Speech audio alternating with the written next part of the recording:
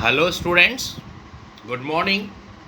Once again I welcome you in the today's science class. But you know that last time we study about the types of fertilization और हमने उसमें first number पढ़ा था बेटा internal fertilisation. Internal fertilisation okay.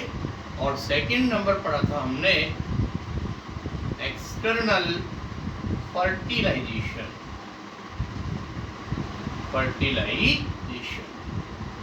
इतनी सारी बात पढ़ने के बाद हम आपको कुछ स्पेशल बात बता रहे हैं, ध्यान से सुनना.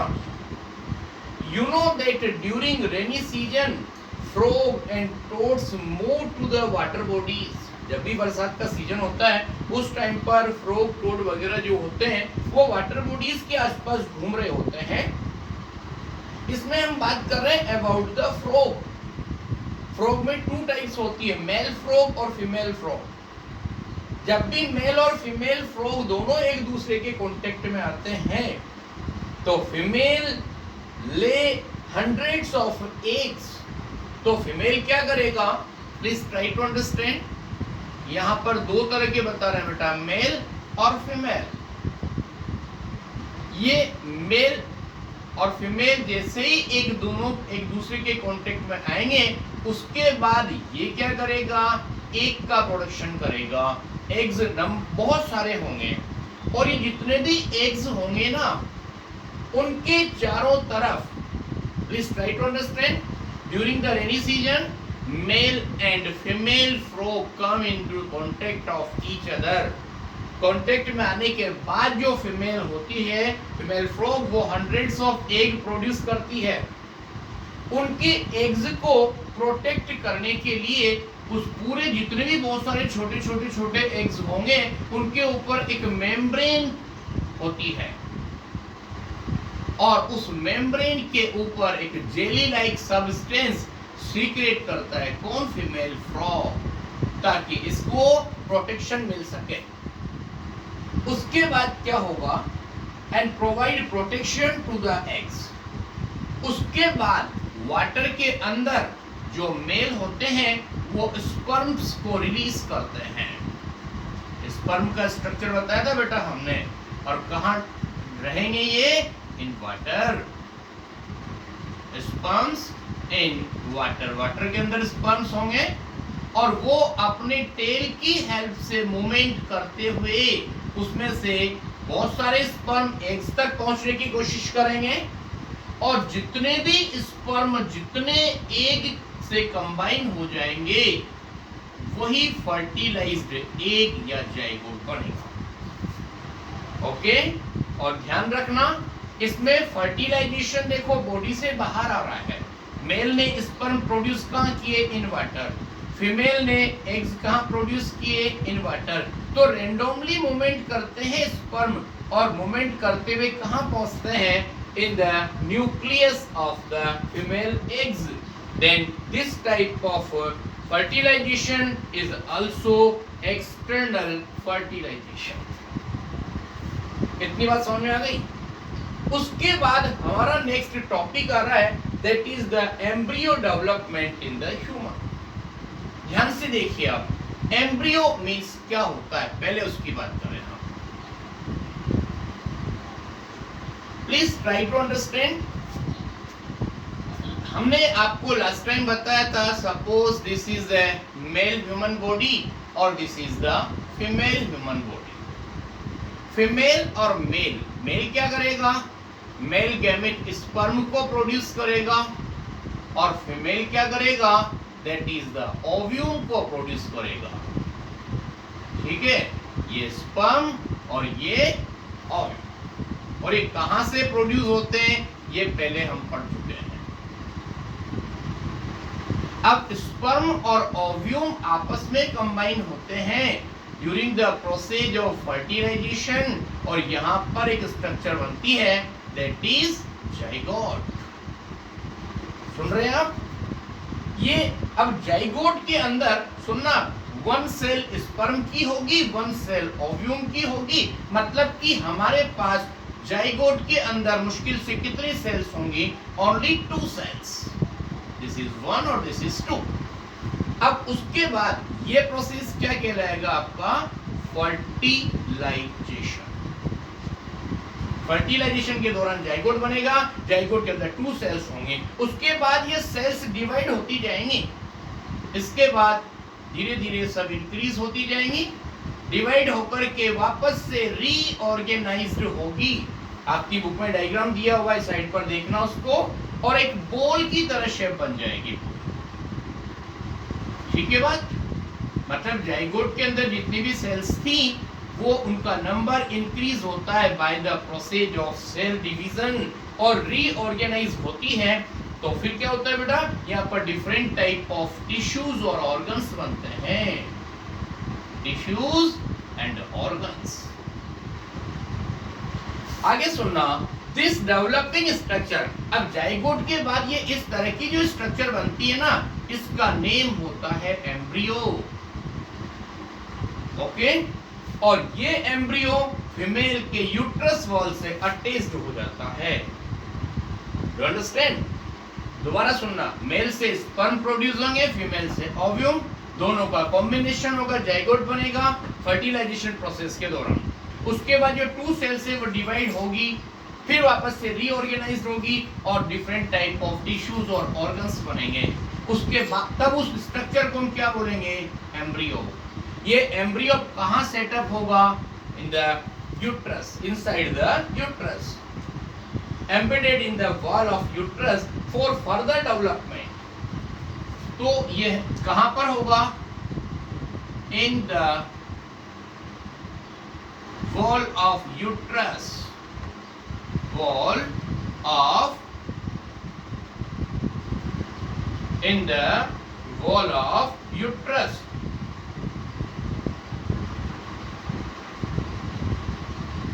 मतलब ये यूट्रस की वॉल से अटैच्ड हो जाएगा, तब उसके बाद इसके अंदर अलग अलग बॉडी पार्ट्स बनना शुरू हो जाएंगे। That is the like the head, hands, legs, mouth. तो मतलब यहाँ पर होगा, अगर आपके पास एम्ब्रियो है with body parts, body parts के साथ में अगर एम्ब्रियो है तो उसको एम्ब्रियो नहीं बोला जाता है, फोर्टियस बोला जाता है। Okay? When this developing fortius is complete, the mother gives birth to the young ones or babies. मतलब इस फोर्टियस की ग्रोथ होगी इन द फीमेल्स यूट्रस। तो लगभग the period that is the 9 month और 40 वीक्स। मतलब कि जाइगोट से लेकर फर्टिलाइजेशन प्रोसेस से लेकर के और birth of female, birth from the females body जो होता है वो टाइम पीरियड कहलाता है गेस्टेशन पीरियड, और वो होता है in the human being that is 9 month और 40 वीक्स। और आगे और सुनना, यहाँ पर इनसाइड द यूट्रस कुछ लिक्विड होते हैं, और वो लिक्विड जो उनको बोलते हैं एमोनिटिक फ्लूइड, और वो फोर्टियस की जर्क वगैरह लगने से, कोई चोट लगने से उसके प्रोटेक्शन करते हैं। लेकिन अब दूसरी बात सुनना, इतनी बात समझ में आ गई? ये तो बात रही अपने अबाउट द ह्यूमन बीइंग। लेकिन अब कुछ दूसरी बात कर रहे हैं हम। Some animals in which internal fertilisation take place give birth to young ones. आपको पता है जिसमें इंटरनल फर्टिलाइजेशन होता है वो डायरेक्टली बेबीज को बर्थ करते हैं, लेकिन कुछ एनिमल ऐसे होते हैं जिनमें इंटरनल फर्टिलाइजेशन होने के बाद भी वो एग को प्रोड्यूस करते हैं। Please remember that is the example, that is the hen. Hen के अंदर इंटरनल फर्टिलाइजेशन होता है, लेकिन वो डायरेक्टली बेबीज को बर्थ नहीं करती हैं, फिर भी वो क्या करती है? एग को प्रोड्यूस करती है। कैसे होता है? बात सुनिए। फर्टिलाइजेशन के बाद जो जाइगोट होता है ना, वो वापस से डिवाइड होता है और रीऑर्गेनाइज्ड होता है, और वो फीमेल जो हैन है, मतलब हैन के अंदर ओविडक्ट वाले पोर्शन में जाएगा, उसके अंदर कुछ प्रोटेक्टिव लेयर्स बन जाएंगी एग के चारों तरफ। और अगर आपने एग का स्ट्रक्चर देखा हो तो बेटा आगे की तरफ कैल्शियम कार्बोनेट का एक शेल होता है, बाहर की तरफ हार्ड शेल बोलते हैं। After formation of the hard and protective shell, उसके बाद आपने एक बात और ऑब्जर्व की होगी, जो भी हैन एग प्रोड्यूस करती है वो नियर अबाउट 14 to 20 डेज वो एग के ऊपर सीटिंग करके अपने पंखों को, विंग्स को फैला करके उनको कुछ वार्मनेस देने का काम करती है। इसकी वजह से जो अंदर का लिविंग बॉडी है वो अपनी ग्रोथ करता है और एक पर्टिकुलर टाइम के बाद, मतलब कि that is the in 3 weeks, मतलब 21 डेज, 14 to 21 डेज का टाइम पीरियड होता है, उसको बोलते हैं इंक्यूबेशन। और उसके अंदर उसके बाद एग से जो एक शेल को तोड़ करके और बेबी हैन मतलब कि चिक्स बाहर निकलते हैं। इतनी बात समझ में आ गई। Next number, in animal in which external fertilisation take place, development of embryo occurs outside of the female body. लेकिन जिनमें एक्सटर्नल फर्टिलाइजेशन होता है ना, उनमें एम्ब्रियो का development outside of the female body होता है। अपन ने देखा भी है, एक लार्वा, प्यूपा, एडल्ट, बहुत सारे इंसेक्ट वगैरह जो होते हैं उनमें ये स्टेजेस होती हैं। तो यहाँ पर हम बता रहे हैं कि embryo can continue grow and after complete development eggs has to young ones. पिछली क्लासेस में पढ़ा है अपन ने, इधर सिल्क वर्म के बारे में पढ़ा है, कुछ और दूसरे आपके जो हाउस फ्लाई वगैरह है उनके बारे में पढ़ा है। Frogs egg hatch to give numerous tadpoles that you see moving in the water bodies। और अपन ने देखा भी है कि रेनफॉल के टाइम पर जो लैंड सरफेस होती है वहां पर छोटे छोटे बेबी फ्रॉग रोमिंग करते रहते हैं, जंपिंग करते रहते हैं और उनको वो एक्चुअल में उसकी लार्वा स्टेज होती है और larva of frog is known as tadpole. Okay, इतनी बात समझ में आ गई। अब उसके बाद नेक्स्ट दो बातें हम आपको बता रहे हैं, दैट इज द ओविपेरिस एंड विविपेरिस। क्या मतलब होता है, ध्यान से सुनना। कुछ ऐसे एनिमल्स होते हैं जो डायरेक्टली बेबीज को बर्थ करते हैं, यंग वंस को बर्थ करते हैं, और कुछ ऐसे होते हैं जो, please look now, some animals give birth to young ones.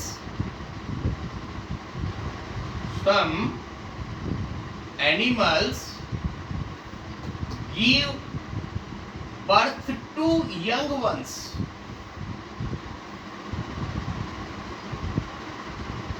To young ones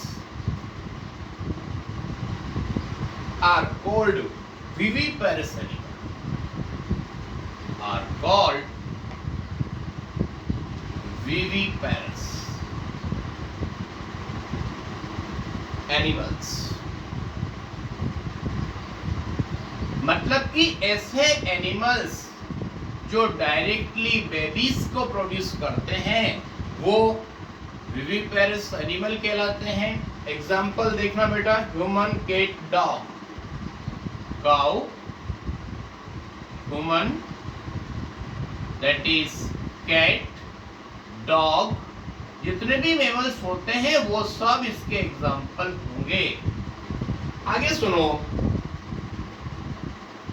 some animals which lay eggs, और दूसरे कुछ ऐसे होते हैं जिनमें पहले एग प्रोडक्शन होता है और फिर एग में से न्यू यंग वन प्रोड्यूस होता है, तो हम उसको लिखेंगे some animals which lay eggs।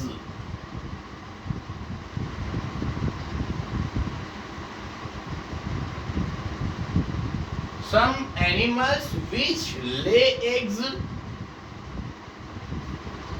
are called oviparous animal। Animals which lay eggs, from them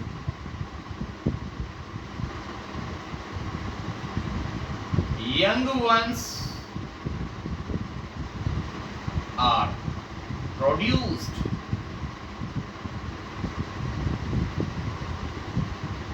young ones produce are called,